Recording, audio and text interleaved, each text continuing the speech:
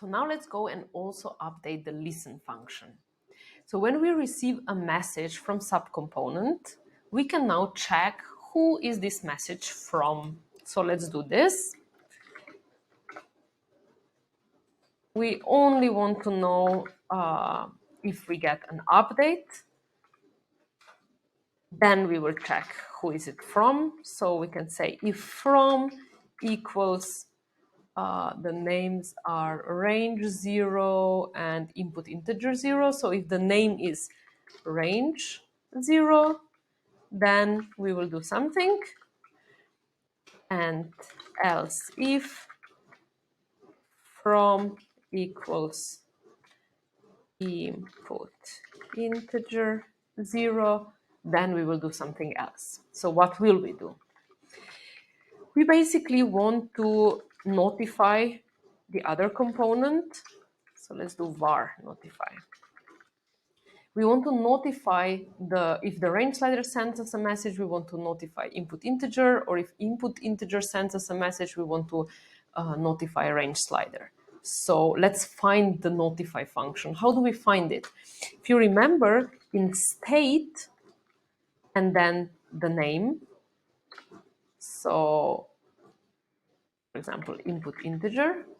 So if we go state input integer dot notify, we get the notify function for input integer, and we can store it in this notify variable. So why do we get access to notify function? Because here, when the protocol was called, we stored under state from, we stored a value, which was basically, we initialized it with 0, and the notify function that we received from the subcomponent when it called a protocol, when it initialized this communication with the parent. So it basically registered itself. So it passed us a listen function, we received it, and we stored it under the name of that subcomponent. And now when we want to find the notify function for that subcomponent, we can find it by running this state input integer -0 dot notify. And then we get notify for input integer, because if we get a message from range, we want to notify input integer, but if we get a message from input integer, we want to notify range. So then we basically say state range 0 notify. And then we have access to the notify function and we can call it now. And then we say the type is just gonna stay the same. The type is already update, so we're just gonna keep it the same. We could change it here and say update self, and then here we would listen to update self. So however we like it, but let's just keep it simple. So notify type, and we pass the data, which is the current data that the subcomponent is sending us. And then the subcomponent will receive that and it will update itself. So let's see if this works.